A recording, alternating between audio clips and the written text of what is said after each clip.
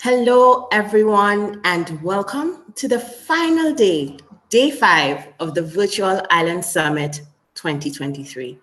Thank you so much for joining this session. My name is Nisa. I am the Creative Director at Island Innovation. I am based in Canada, but native to the beautiful island of St. Lucia.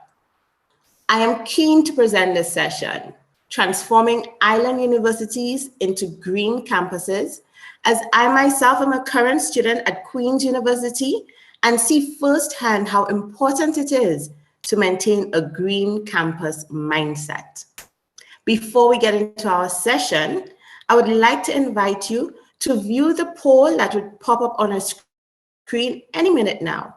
We're going to use this poll to find out where you're from, what your interests are, and that's always really important for Island Innovation so that we are aware of our audience and your needs. In addition to that, use the chat to get to know each other. Use the chat as a networking opportunity. Tell us where you're from, see what other interests are out there, who you might want to know a little bit more. Please, we invite you to do so now. A reminder that the poll should be on screen, and we're inviting you to fill out that information so that we can share later with you, and also we'll share it with our team. Also remember that you could use the Q&A for questions for the panelists that you're about to hear, and we'll definitely try to get to all of your questions through the session.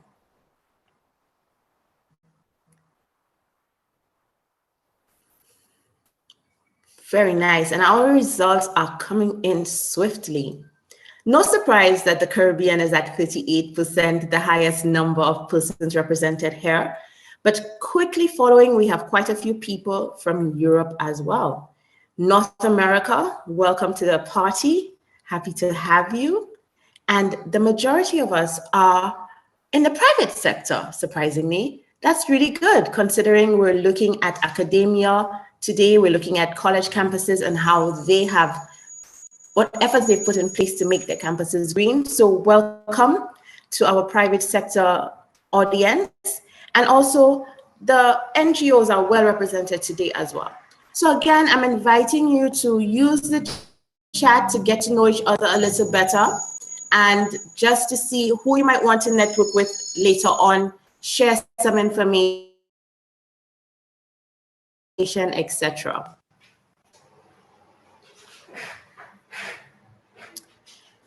I hope you find this session interactive and relevant. And with that, I hand over to our moderator, Eric Mites, Group Coordinator, Sustainable Island Solutions through STEM at the University of Aruba. Eric, I invite you to turn on your camera and join us on screen. There you go. All right, Eric, I leave you in his capable hands. Thank you, Nisa. And it's a pleasure to welcome you from Aruba to this session, Leading the Way, Transforming Island University into Green Campuses. And we will have 5 contributions from people that are dedicated to this agenda of academic institutions on islands that have the opportunity to actually focus on research that is not only societally relevant, but can also positively contribute to the attainment of the Sustainable Development Goals and strengthen regional resilience. This type of research catalyzes innovation and can place universities as leaders in the discourse surrounding climate policy. In this session, this panel will showcase the case studies of campuses that are incorporating sustainable practices and forge a new path. In order of appearance, we will have Tracy Hargreave, who's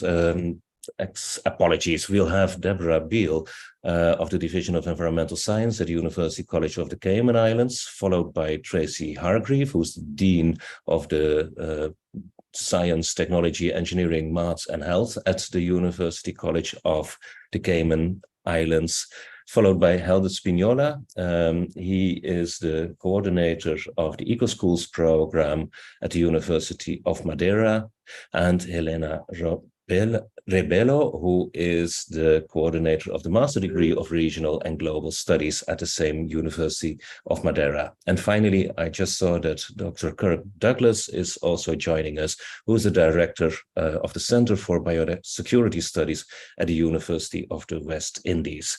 After these 5 contributions, we'll have time left for a panel discussion and, of course, the questions that come up in the Q&A. But first, I would like to invite Deborah Beal of the Division of Environmental Science at the University College of the Cayman Islands to turn on your camera and to present your contribution. Take it away. Good morning from the Cayman Islands. I'm trying to share my screen here. That's working very well, thank you. Can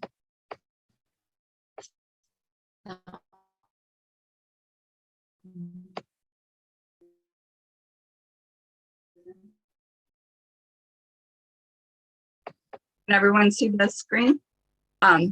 So the University of the Cayman Islands has been seeking grants and trying to transform our campus into a more sustainable campus. And we've been able to do that with the help of a couple of different projects. We actually began this way back in 2014 with trying to approach the government to replace, to put solar panels on all the buildings to completely replace our current reliance on diesel. One of the issues here is our average bill has been as high as 67,000 CI a month. So we're, having bills of 300, 400,000 K, which is a substantial part of our budget. So we've been looking at different ways that we could incorporate, especially solar, because we have sun nearly 365 days a year. And so that brought us to a couple of different grant opportunities. The smallest one was a local nonprofit called R3, which provided about 17,000 for a very small array. So we have started that already. And then over the last couple of years, we've gotten 2 grants, one as a response to COVID, and then a larger one, which allowed us to do several sustainability projects on campus.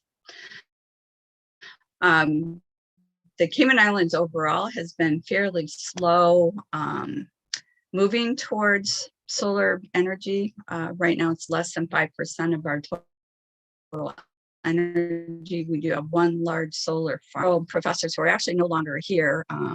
Professor Ray Jones was in engineering, and then another, the director, our former director of TBET, tried to tap into some government funding, and that ended up having an estimate of about $1 million CI to put in a solar array that would take care of all of our needs. We weren't able to get that approved by the government. And I just want to mention at one point, I'm sure all the other island countries are dealing with the same issues, but we're paying between 30 and 48 cents a kilowatt over the past 10 years.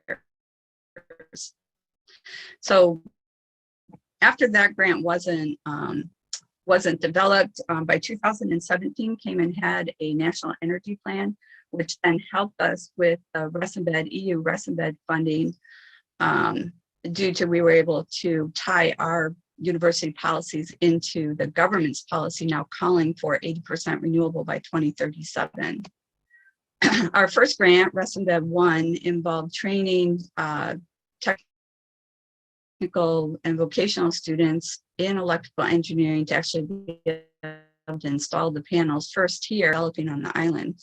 It also included scholarships for Caymanian locals, so they didn't have to pay anything. Their fees were paid through this grant, and also tried to at that time encourage women to consider that as a career. So of the 50 students, some in electrical engineering, but also computer science to do some of the learn some of the control systems. And we did have about 10% women ended up getting some of those scholarships. And then the continuing goals for that were also to have sustainability and education. So we're trying to get a sustainability coordinator position currently. And the idea then is we'll use the data from the solar array and solar installation to help with classroom activities. So one of the outcomes of that first grant was also a small module that can be taken apart and put back together by students in Tibet. And one of the advantages of starting on this pathway as well is that UCCI is also an evacuation center for hurricanes. So our ultimate goal is to have a solar array with a battery be completely self-sufficient. The current rest of the project includes several different aspects of renewable and developing a sustainable campus. So not just training, but also having renewable energy as our primary energy source, starting recycling and sustainable living on campus, and also obviously education. So our current grant was for 1.1 million euros. We got that in January of 2023. So we're working on that now. It involves installing a solar array for about, that will cover 100 kilowatts of energy. And we were able to tie into the government program, which is a core buyback, which will generate about 30,000 CI for the next 25 years. And all of that funding is obligated to be put into sustainable programs here at UCCI as part of the grant that we got. Also included a level 2 ash rate audit. Now completed. So our current state is we have some of the money, we have completed it now. We also, as part of that grant, included retrofitting 5 buildings with air quality, energy, and water meters. And then the last component is converting UCCI of the grant, which will be starting in November, December, will be to develop a sustainability plan, eventually have a sustainability coordinator that will review all of our policies here on campus. And that will also include an educational component. And in order to facilitate the educational component, the last part of the grant provides for developing a digital library.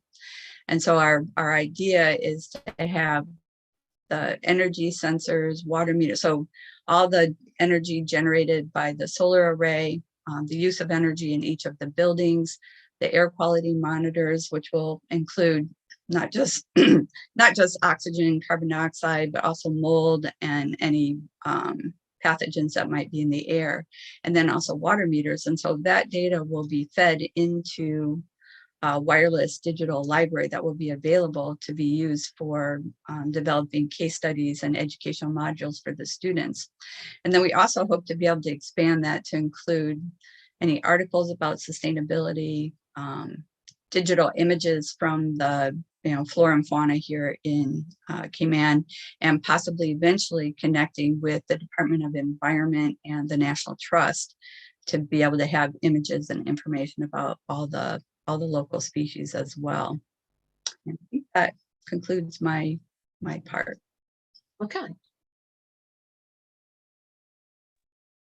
Thank you for that. And I believe that Tracy Hargrave, Dean of Science, Technology, Engineering, Maths and Health, will now continue from the same screen. Yes, absolutely. I'm going to talk about the current progress and the things that we've learned along the way with our project. So as Deborah said, the project commenced really in April 2023. So this April we started by hiring a project manager. And so we have some intern support, and we also set up a steering committee. So we established our steering committee, which comprised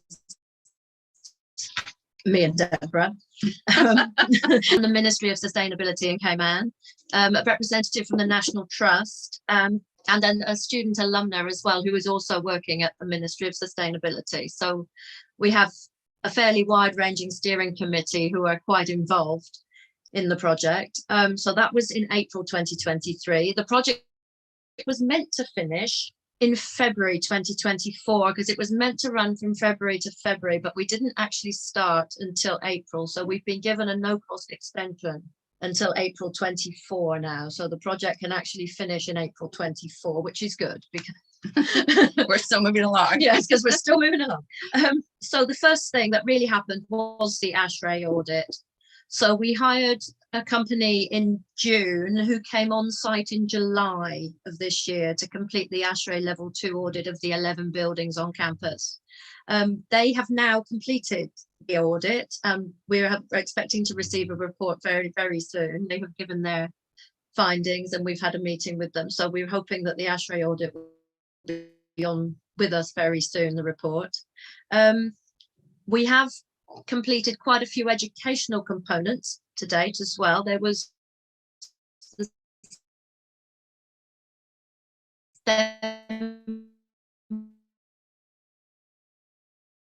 camp in July, and the grant sponsored 10 students to attend the camp, and during that camp we ran an energy audit workshop for the students where they built solar robots and learned about energy auditing.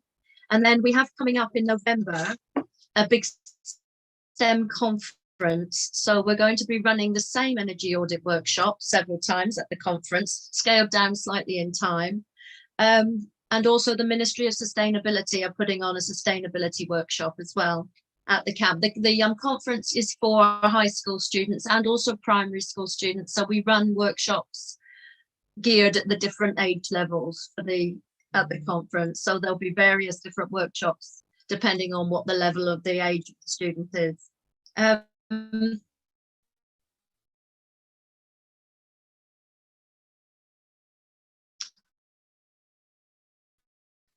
Another big thing that we've planned, we need, as part of the grant, we need to have a sustainability plan in place. So the terms of reference were written in about July, August, and then it was thought that it would be a good idea at the time, because we needed a sustainability plan with our Resembid grant. The college also needed a master plan to combine the two. So we had about €50,000 for our sustainability plan, and then the board of governors at the college decided they were going to put in another $100,000 for the master plan, which sadly brought it above the procurement limit. So we had to advertise and put it on the government procurement portal, which is called Bonfire, which is quite a drawn out, protracted process. So it went on to Bonfire, but then eventually now it's been decided that we're going to split it back up again. So we're back to where we were before now. So we're just doing our sustainability plan. We've hired a consultant for the sustainability plan, and we are moving forward with that now. So the company has been hired to carry out our sustainability plan. They're going to be coming on island in October for a 2-day consultation with stakeholders from Cayman, from the college. So we're going to get it. It's going to be a 2-day consultation, at least 40 people over 2 days at UCCI for a consultation for our sustainability plan. So it's going to be a fairly big deal, I think, in Cayman. At the same time, around July, August, we also posted the terms of reference for the solar installation, solar, on our main hall at the college.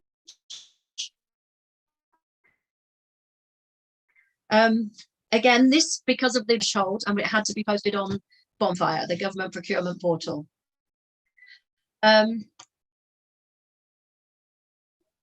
It went on the government procurement portal, but then there's 4 possible companies in Cayman that can provide the solar.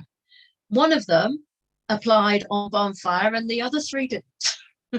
So then we went through the process of choosing between these, but then found out that everybody should have put their thing on Bonfire. But also, it turns out that the procurement policies for the Cayman Islands government don't match up the procurement policies for expertise grants. And the money is coming from expertise grant. The procurement policy for expertise France says that there's a difference between a supply contract and a service contract. And if it's a supply contract, which is what they're saying the solar array is, we need to grade it using different criteria. So sadly, the solar array terms of reference have had to go back onto Bonfire for another 20 days before we can make a final decision. So we're now waiting. We're now waiting for the 20 days to be up for it to be posted on Bonfire again so that we can finally make a decision as to who we're going to hire to install our solar array. So fingers crossed for that. We've also, in the meantime, we've hired a marketing team. We've hired Tower Marketing for our communication and visibility. We hired them in July. We've also hired a meal consultant because we need somebody to do the monitoring and evaluation. So just this month, we hired a meal consultant who helped produce our second meal report. The graduate program, as part of the grant, there's a graduate intern program where students are invited to help with the different activities. So they're invited to help with the sustainability plan and the solar installation. So there was a launch of the graduate intern program in August of this year. We've got contracts to advertise with Caribbean Jobs, and we've procured office space in town for our consultants when they come down. We've started looking for the digital library. We had a meeting with a GIS representative. Can I ask you to start working towards rounding off? Yeah, sure. Thank you. We're at the end now. We've had a meeting with a GIS person to see whether we could use maybe GIS mapping for our digital library. So the sensors could be mapped onto the map of the college. And basically that's where we are now. We're hoping we're coming towards the close of all the big projects. We do still have the retrofitting, which is going to be another big component, but that will be coming soon. Well, thank you for that very clear and informing explanation on the projects that you're involved in, and we're looking forward to the next developments, of course, especially when it comes to the retrofitting in your campuses. We're immediately going to move on with the next intervention that will be introduced by Professor Helder Spignola, who is the coordinator of the EcoSchools program, and the floor is yours. Thank you very much. I will share my presentation.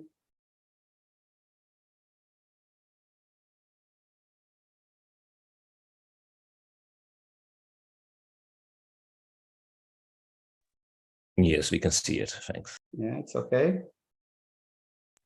It's still in okay. There you go. Yeah. Oh, it's okay. Perfect. So greetings from Madeira Island, from Portugal, from the University of Madeira. Thank you, Iceland Innovation, for the invitation to be part of this panel. I will present first some about our institution. Well, it's a young and small institution with 35 years old, about 3,500 students, distributed across 70 courses, of course, most of them from the first cycle and second cycle. And is organized in 4 faculties and 2 high schools. The University of Madeira is compromised with sustainable development through its statutes. One of its main strategic areas is energy, environment, and climate change. The University of Madeira, along the past 5 years, have been participating in the EcoSchools program. That is a program of environmental education that is run internationally by the Environmental Education Foundation and here in Portugal by the Blue Flag organization. We have done some things before starting the Eco Schools program, but the hard work started 5 years ago with this program that we intend to green our campus, but of course to develop several activities with students and teachers to improve environmental literacy. The Eco Schools program is organized in thematic areas, and the three most important are energy, water, and waste management. And I will present here some of our best practices on these three thematic areas as examples of what we have been done to promote a socio-education approach on environmental education, promoting environmental literacy, but of course improving our environmental performance.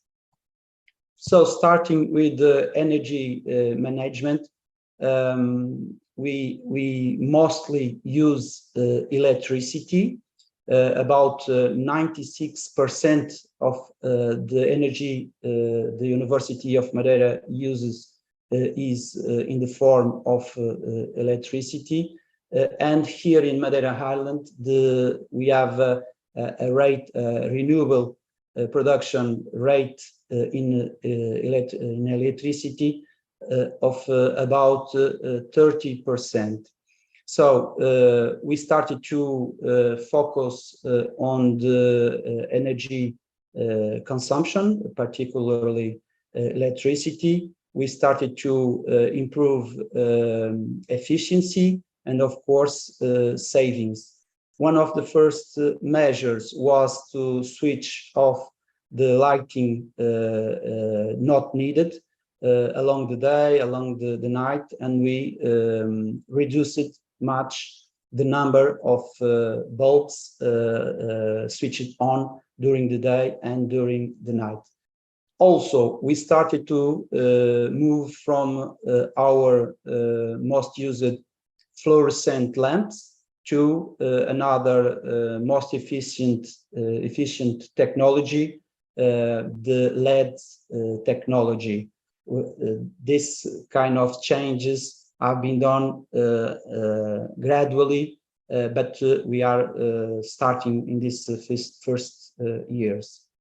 We also have been promoting the use of stairs in substitution of the lifts, the elevators, and we have been getting good results because people are starting, and mostly after the COVID pandemic years, are starting to use much more the stairs instead of the elevators, and saving, of course, energy and promoting their well-being.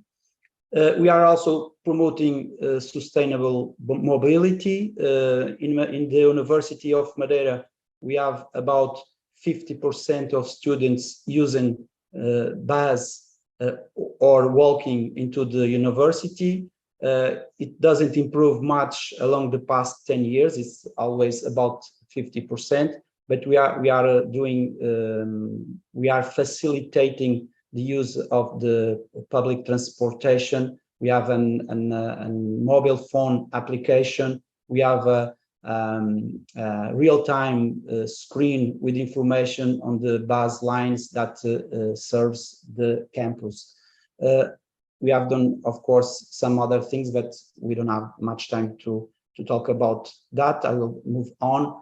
This is some other examples on energy savings using natural lighting on classrooms, saving energy, fighting back standby consumption on our electrical devices, and we have also a charging station for electrical cars. On water management, we are using mostly non-potable water to irrigate our biggest gardens. We are collecting some rainwater to irrigate some small garden beds, especially one with the native plants that the students have been managing.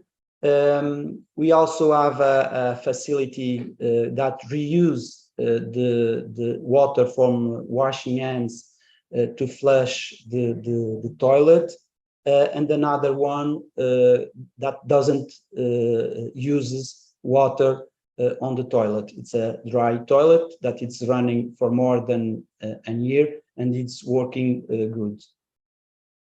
We did also reduce the pressure on the water on the sinks to wash hands, and we changed the taps to self-closing faucets to reduce the water consumption.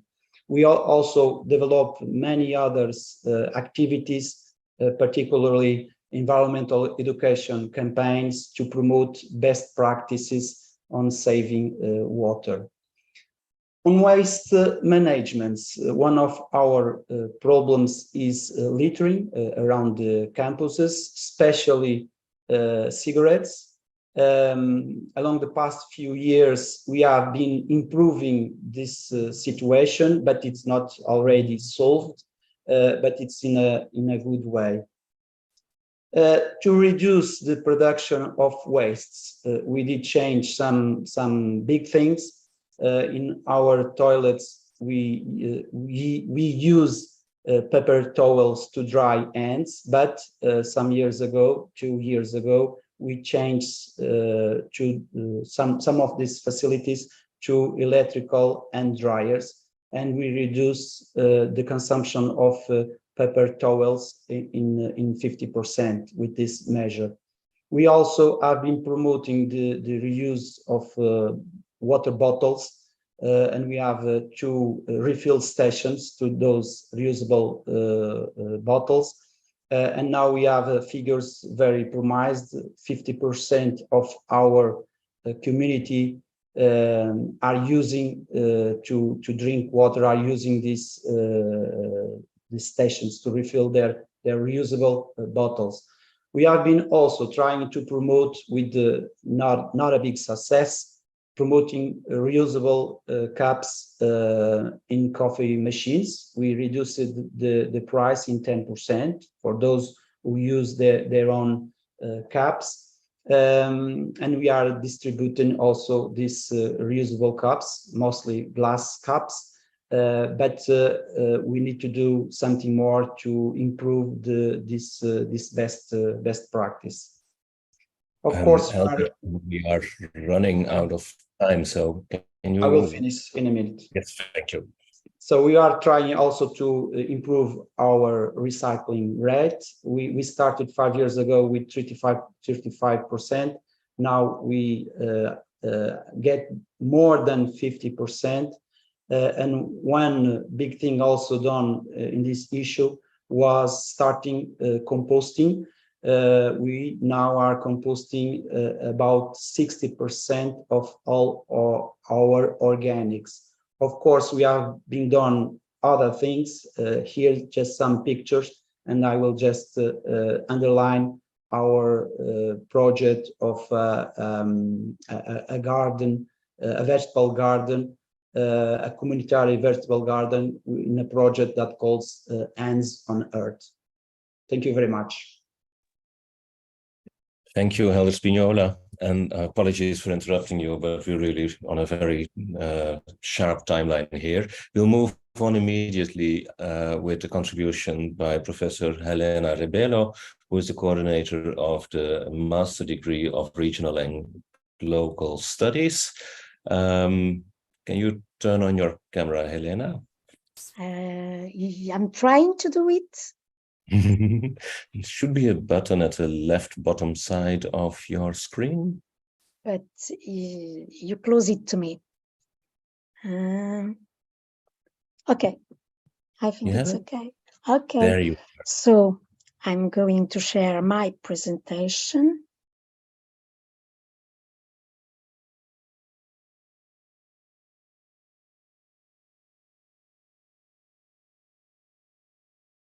Are you showing it?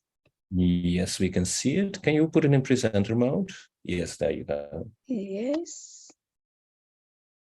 It's at the end. Perfect. Okay. So I'm very pleased to be here at the 5th anniversary of Virtual Island Summit to talk about formal education at University of Madeira, changing minds for changing things. I'm the coordinator of the Master of Regional and Local Studies, a master's degree for formal education. It is something very new because it's a multidisciplinary master putting together all the knowledge, humanities and science to know better Madeira Islands and also others, regional and local territories. Well, I want to make this important relation between islands and sustainability. The purpose of this master is this one. The cycle of studies of the master's degree in regional and local studies is comprised in 4 semesters, 2 academic years. Those who obtain 120 ACTS credits are awarded the title. This master's degree aims to providing an advanced training in local and regional studies while following a multidisciplinary perspective. It enables the conception, intervention, and evaluation of projects in favor of the social and economic, local and regional development. It requires and specializes undergraduates and superior and intermediate frameworks. It tries to answer to the training demand of competent professionals that can answer to the market challenges.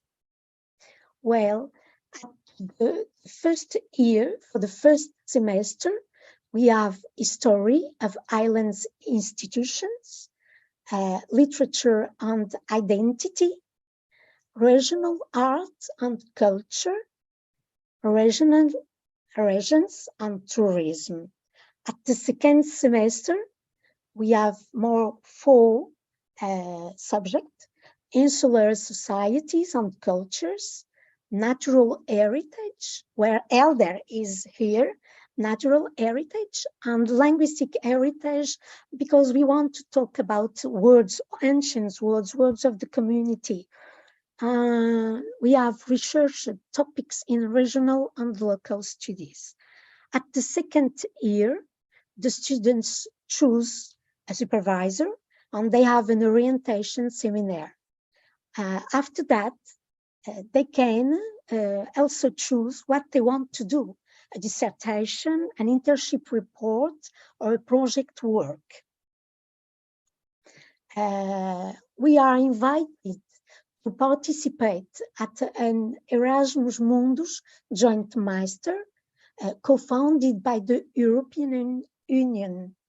Climate change and diversity, sustainable territorial development.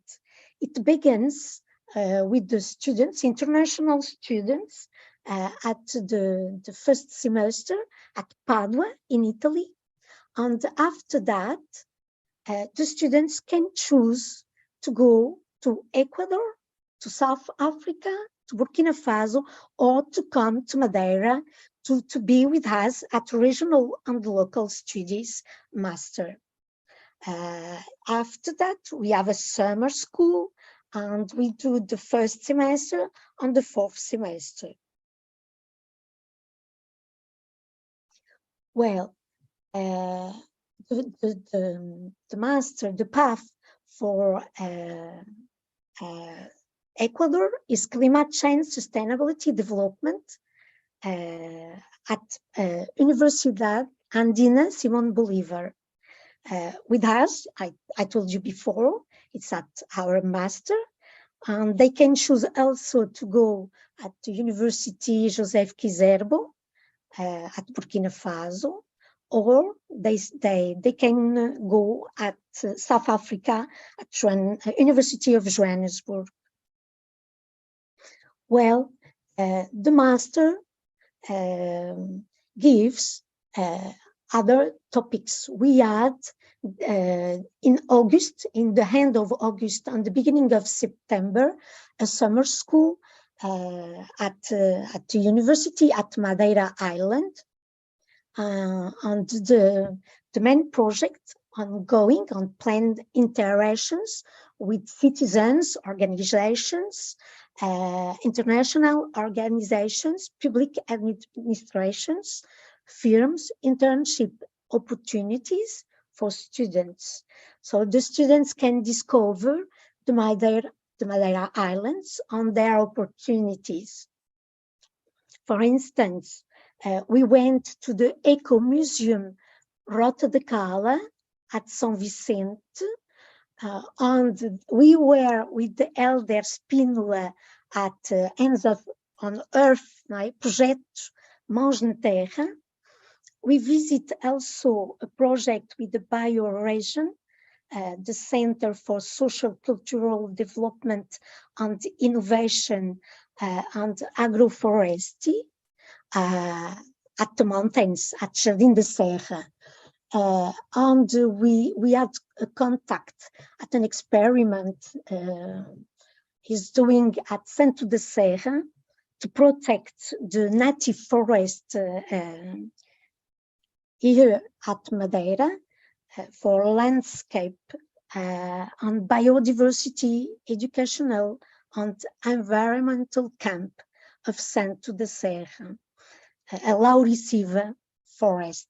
So it is really a master who put in contact the students with the community, the old community, the regional one, but also the local ones. Well, thank you for listening to me. Thank you for your attention. I hope I can see you here in Madeira and to show you what we are doing at this master and with the formal education. Thank you very much. Thank you, Helena Ribeiro. I think tomorrow morning we'll all be at your doorstep in Madeira. We'll immediately move on to the last speaker of this panel, Dr. Kirk Douglas, who is the director of the Center for Biosecurity Studies at the University of the West Indies. But before Dr. Kirk Douglas starts, I want to emphasize that you can put your questions in the Q&A, and the panelists can also answer in writing in the Q&A. And if there's time left in this panel, we can go over the discussions there. Dr. Douglas, are you there? Yes, I am. Thank you very much. I just need someone to allow my video to turn on, because currently I can't. That should be Abia. Can you do that? You can do screen sharing. That's working, so that's perfect. We can see your screen. Okay, excellent. Well, good afternoon and good morning to everyone. I really want to thank Island Innovation for this kind invitation for us to be able to give some summary of what we are doing at the University of the West Indies Cave campus. And this year is actually a very exciting year. This is the 60th anniversary of the University of the West Indies Cave campus, and simultaneously is also the 75th anniversary of UWI as a university across the Caribbean. So very exciting year, very exciting time. Now, as it relates to the sustainability initiatives on campus that we have a number of them. The first of which includes photovoltaics. We have a number of photovoltaics that have been installed on administrative buildings across campus, and also most recently within the central car park of the administrative building.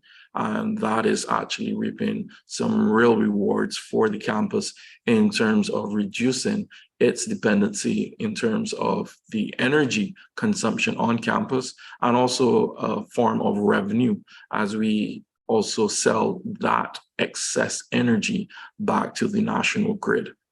So that's very, very important.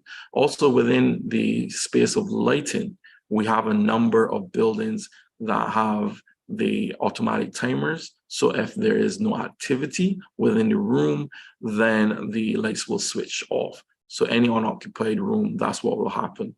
And actually, if you are in the room and you remain too still, then all the lights will turn off until you then move again.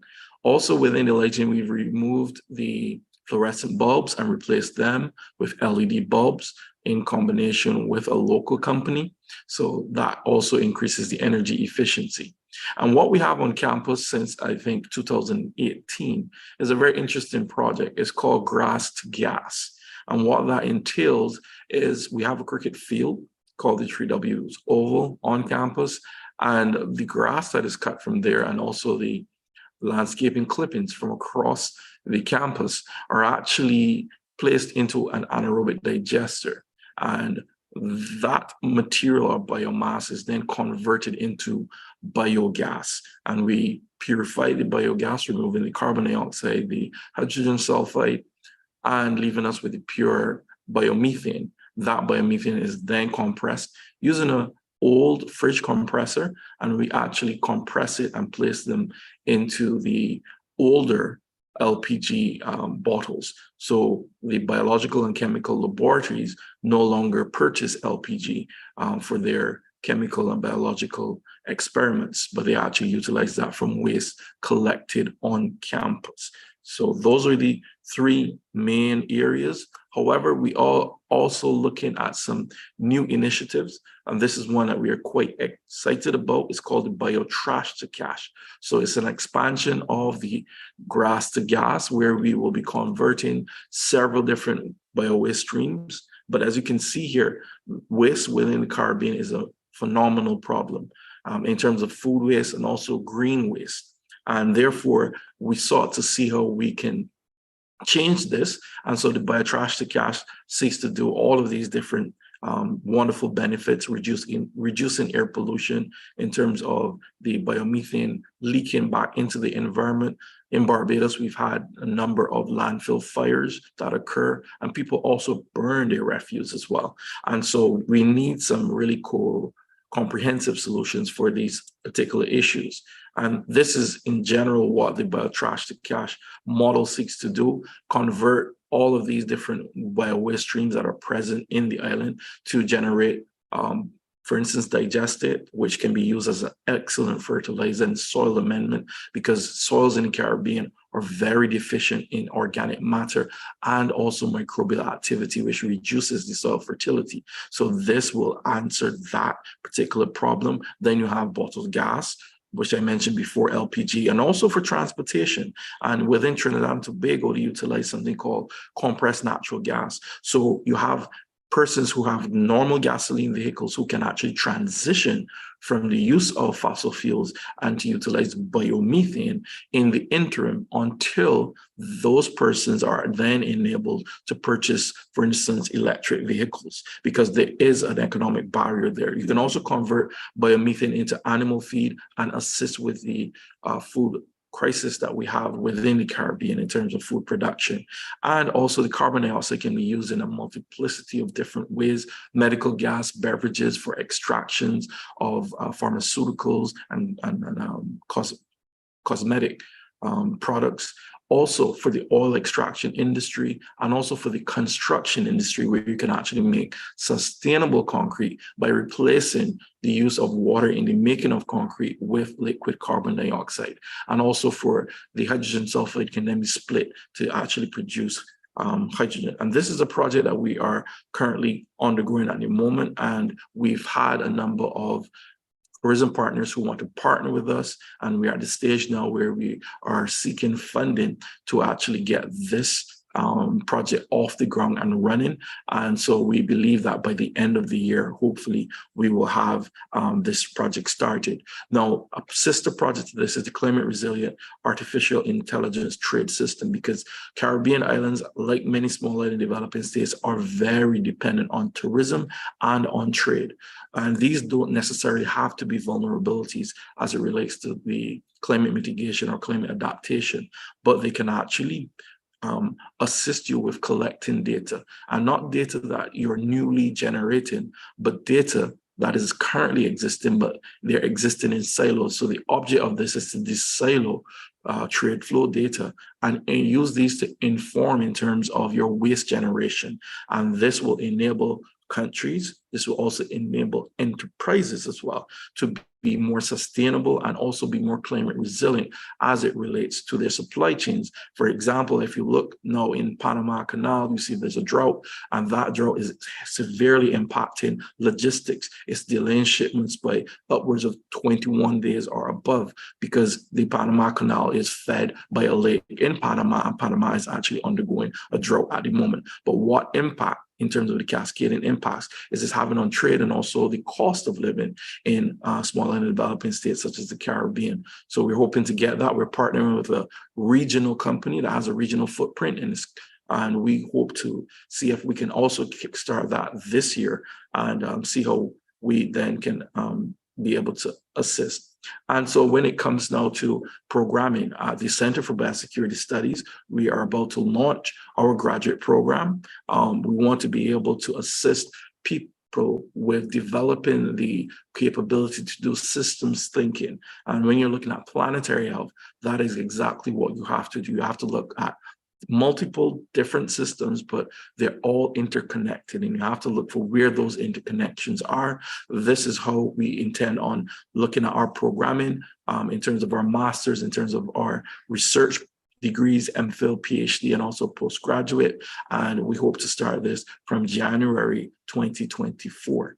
And finally, what we're embarking on currently is our air pollution research. And we have just recently donated some drone technology to the fire service because we are looking at wildfires in Barbados, and we are assisting them with the ability to collect burn size area data, so to establish how large these fires are. And also next month, we'll be installing remote air pollution sensors on the campus to be able to evaluate remotely the air quality on campus, but we also be installing them at schools, different schools, and also polyclinics, which are part of our public health systems that are embedded within the communities. So we want to understand what the air quality levels are within these communities and how climate change and wildfires do impact them, because at the beginning of this year, we suffered a lot of disruptions from schools and also from business places due to the occurrence of these wildfires across the island. And so this is our project that we're hoping to integrate with communities, also with government, and also with the private sector to enable us to understand. And the outcome of that is eventually we will expand across the island, and we hope to build a dense network of these remote air pollution sensors so that we can develop an air pollution index within Barbados, so that when persons do get their forecasting of weather, they can also get a forecast of the air pollution index for that current day and those future days to come, because we know Sahara dust is a major issue within the Caribbean, and these are the types of information that we need in terms of risk communication to enable people to adapt to climate change as it goes. So this is our contact information. If you want to reach us, please do reach out, and we will see if we can facilitate a meeting, whether this is Zoom or even in person if you're in Barbados. And I want to thank again Island Innovation for the kind opportunity to share with you this information. Thank you. Thank you, Kirk Douglas, and thank you everybody for your great contributions. And it's really great to see actually how these institutional practices also translate into academic programs that then support the development of new insights and also new forms of engagement with sustainability initiatives. Actually, we only had one question, but it's a very relevant question in the Q&A, and it was already answered, and it's very much in line with the way I also think about this. And there's a proposal by Abia to give us 10 extra minutes to have the discussion. And I would really like that, at least to have the possibility, but I also want to recognize the fact that people also have to be somewhere else. I totally endorse keeping the session open a little bit longer. But let me first get into that first question that was asked. And we hear a lot of information about the physical facts of ecology and the environment. What about the significance of the metaphysical side of ecology and the environment? And it was Helder Spinola who formulated an answer there. And maybe you would like to elaborate a little bit on that if you are willing to do that, Helder? Yes, of course. Well, I think that it's true. Sometimes we think that this issue of environmental problems will be solved by technology, by managing carefully our activities. And of course, that is also important. But we can't forget that we cannot forget that we need to change the way we live. And change the way we live means change our culture, change our values, our norms, the way the societies function, the way the economic models, the social models. And of course, it calls us for a deeper change. And of course, we will do use of technology, we will do use of new methods, we will do use of the effort of the governments, the citizens, but we need another kind of change also, because maybe even if we have the clean technology available for everybody, it will be not enough to rebalance the planet. We need also to reduce the consumption we have been done, because some of this consumption of resources, of course, generate also pollution. It's not a consumption to our needs, but it's an excessive consumption. So we need to rethink the way we live. We need to rethink the way our communities work and function and do their lives. Thank you for that. And so you're really looking at the way we function as humans, as societies, and how we treat value and how we value the resources that we live with or are supposed to live with.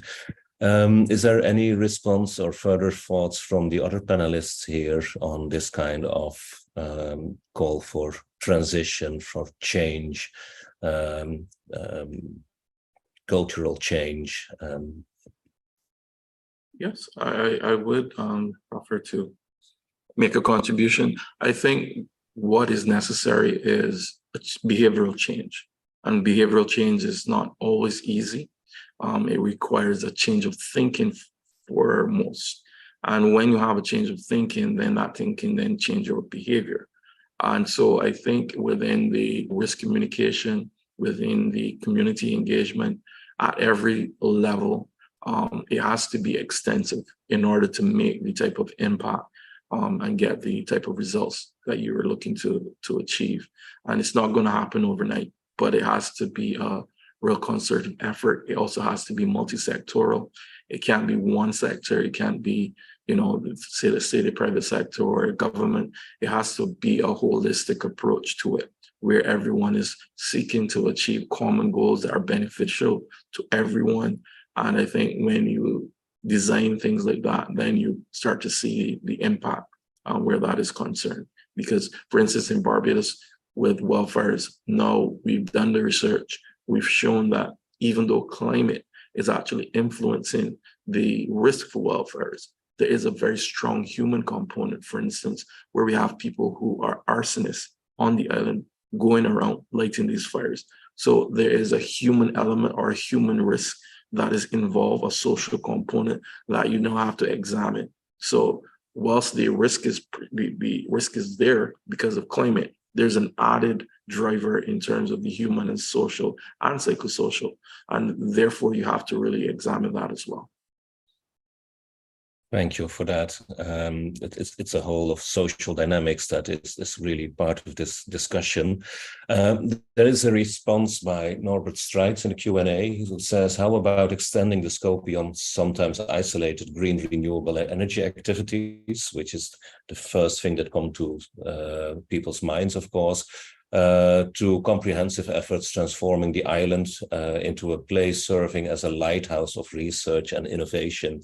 And I think this steps perfectly into the whole concept of our islands being at the forefront of climate change, but also at the forefront of innovation and resourcefulness to build resilience, I guess. But I then have thought, like, isn't this exactly what we're trying to do with our programs and with the efforts that we set up? And I'm looking at Tracy and Deborah here because Tracy immediately drew a face like, yeah, right. Can you say something about this?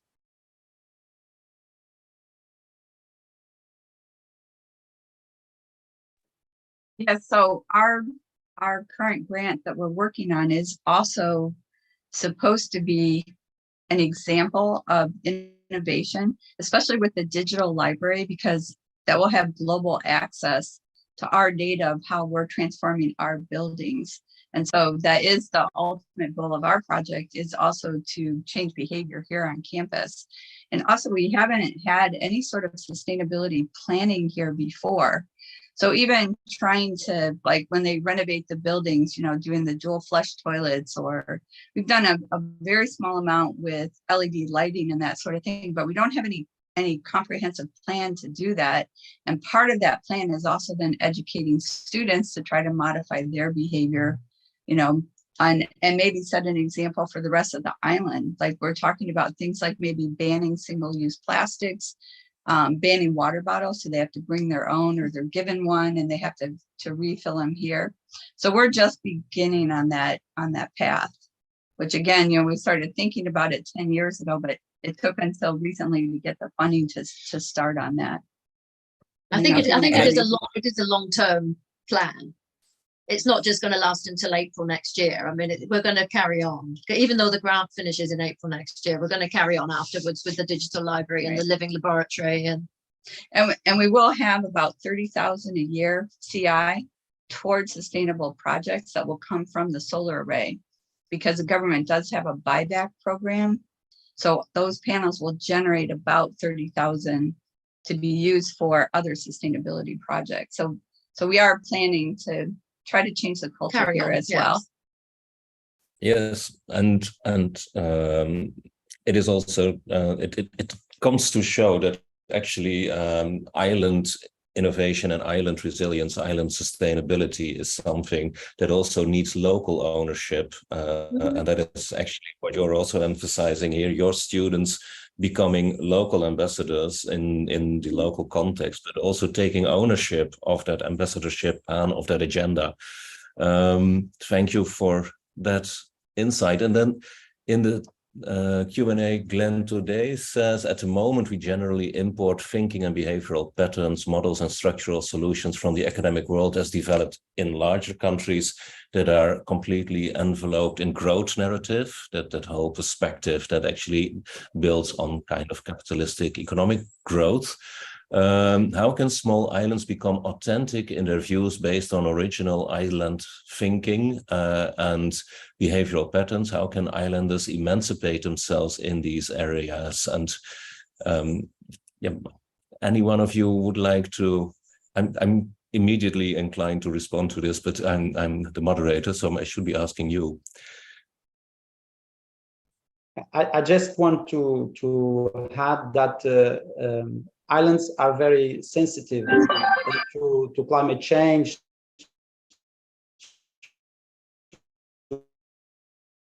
to different when we do things in the islands at the same way we do the things in a big continent, of course, the solution is not the proper solution. So we need also the higher education institutions, and not just us, but we need to deep the investment of our reality and search for a better fitted solution for our reality. We had a bit of a connection problem there, but I truly believe that you said that we need to contextualize solutions and be very aware of the fact that continental solutions or large country solutions do not always fit our island contexts, and sometimes draw on connectivity, logistics, knowledge that would not fit what we do, and find solutions that are adequately adjusted. And What I would add is, let's look at the current solutions that are even being proffered for small island developing states in terms of solar and wind. Whilst these are excellent technologies, we have to ask the question, are these the right technologies in terms of the fit for us? Because if you look at it, solar panels require batteries, lithium-ion batteries. The wind turbine farms, those wind turbines, when they're broken or damaged, they are extremely difficult to dispose of. So are we now going to be creating a future hazard waste problem on these small and developing states? And that is why I think when you can utilize your waste and generate energy from it, it solves more than just the energy crisis. You're also simultaneously tackling your waste problem, which is problematic on all sorts of scale, from air pollution, water pollution, land pollution. And so you need to be able to fit the solution for your current position or demise. And not to say that solar and wind don't have a role to play, but I think those should be secondary to bioenergy, because they do not tick all of the boxes in terms of solving the existing crises that makes life so uncomfortable for small and developing state residents. That's a very important point here, and it is an issue that all small island states and small island territories are actually facing. And it's good to see that more and more people are really at this moment looking into not only kind of technological solutions to make waste disappear, but to make waste into a resource, and a resource for energy as well as for bioorganic matter that can then also be used for energy production, but also for soil enrichment, as the point that you make about the degradation of soil in the Caribbean and in many small island territories, also due to the loss of traditional farming methodologies. And that's something that I saw in Madeira this year too, where there's this enormous heritage of knowledge on how to preserve soil quality.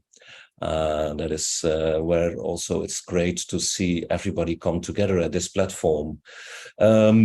I am very sorry to have to start breaking off this conversation. I would like to really say thank you to all our panelists that have taken the time to contribute to this conversation, this moment of alignment, I would call it. So thank you, Deborah Beale, thank you, Tracy Hargrave, thank you, Helder Spignola, thank you, Helena Rebelo, and thank you, Kirk Douglas. Also, thank you to the Virtual Island Summit to host this session. And this session also inspires me to keep on promoting these summits as part of the Island Innovation Academic Council. And I know that Kirk is one of my colleagues there. We're both founding members of that council. And thank you for everybody who participated. I hope you reach out to us and also go on the Facebook page to continue this discussion. But I think Nisa wants to say something too. Not anything in particular, just wrapping up the session. And again, extending our thanks to you, Eric Mites, for a very well moderated session, and to the speakers who were so profound and provided such realistic opportunities for us to employ across the islands. So thank you again so much. Thank you. Thank you very much. If you enjoyed being with us virtually, we have a fantastic opportunity coming up in May 22nd to 23rd, 2024, for you to join us in person at the Global Island Sustainable Summit in the Prince Edward Islands in Canada.